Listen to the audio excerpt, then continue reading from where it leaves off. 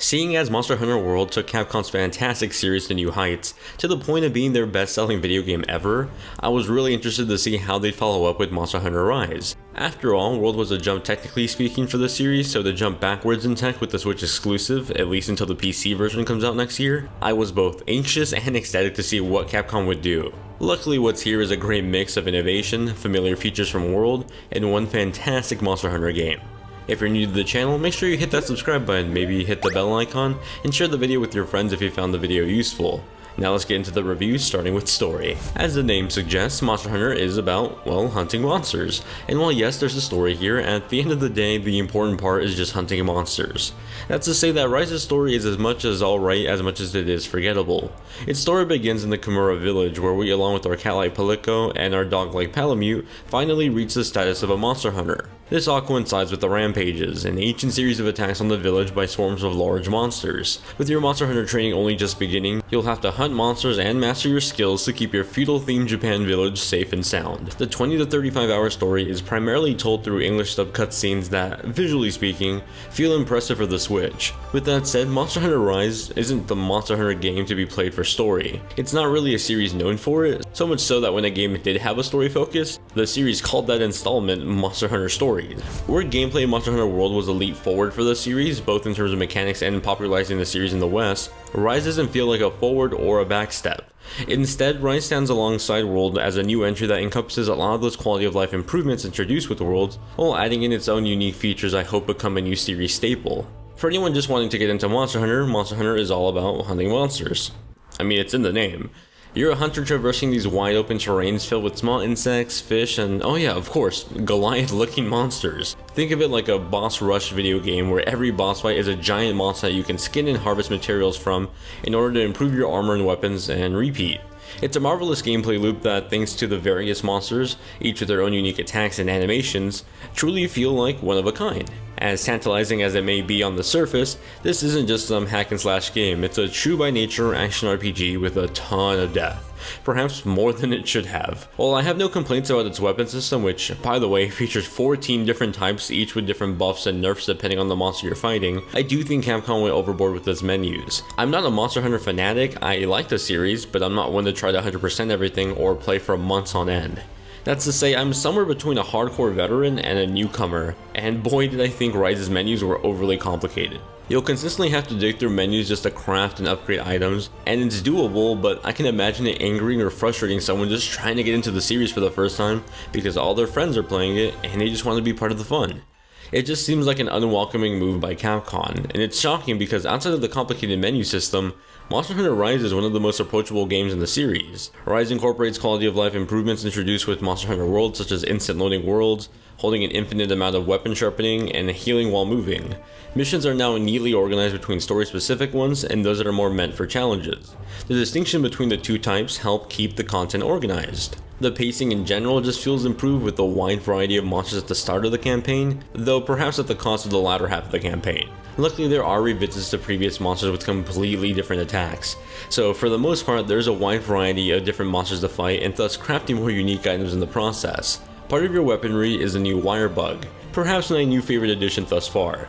It's a rechargeable tool that lets you silkbind across the field. Not limited to traversing, these things can even help you recover from hits, and it's resourceful in exploration and in combat. Simply put, it's the best movement Monster Hunter has ever had. Stamina also gets some balancing with your new rideable Palamute. They're essentially cute Monster Hunter doggos that let you ride them to save your stamina while exploring the world. It certainly takes out some of the chores out of the old game's movement, while also letting you quickly collect mission buffs in the forms of these bugs. Perhaps one of the biggest new features is what the game's story is about, and that's rampages. They're a new type of quest that have you defending your village as swarms of monsters attack in packs.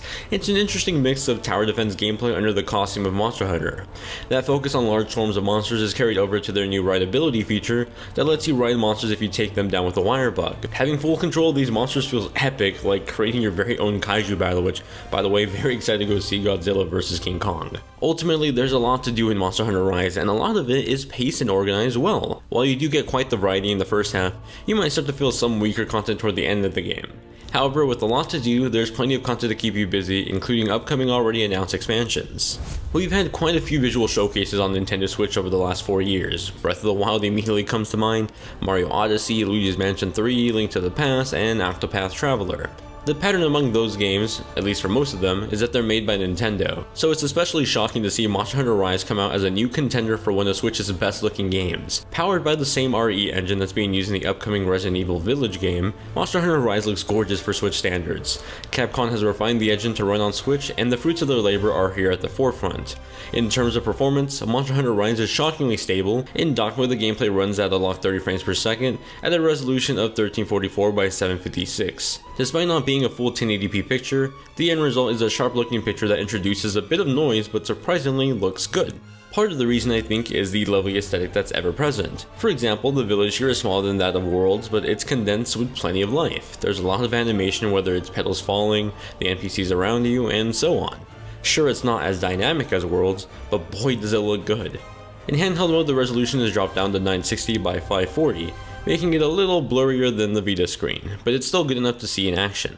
In practice, it's a pretty good experience on the go, especially when being played on the Nintendo Switch Lite with a higher pixel density. Ultimately, while the visuals don't stand up to par with the last PS4 and Xbox One entry, in comparison to the last Monster Hunter on Switch, this looks fantastic. I'd even go as far as to say it's one of the best looking third-party games on Switch. It's shocking that this game manages to support online multiplayer with all these giant monsters running custom animations, yet there's no hiccup in sight.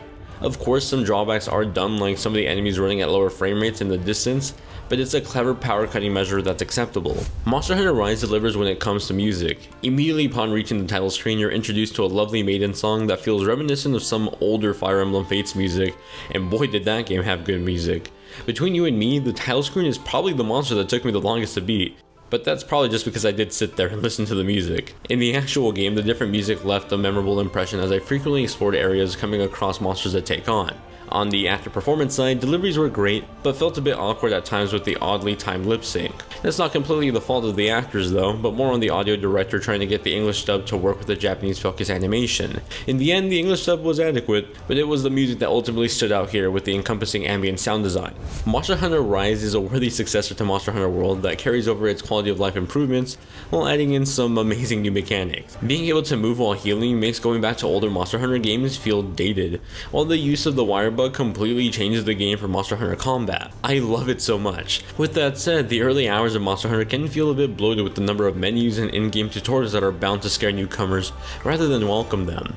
The endgame content is a bit light at the moment, but upcoming DLC and expansions go to show that even after the 100+ hours that you can put into this game, you'll have a lot more waiting for you, just not right away at launch. Thanks so much for watching this review. Man, I hope they keep the wirebug in future games because it's so damn cool. Something about it just feels like the Leviathan and God of War. It just feels good to use. Anyway, I hope this review was useful. Let me know if you end up picking up this game and what you think of it. I'll make sure to respond either in the comments down below or over on my Discord server. I'll see you guys in the next review.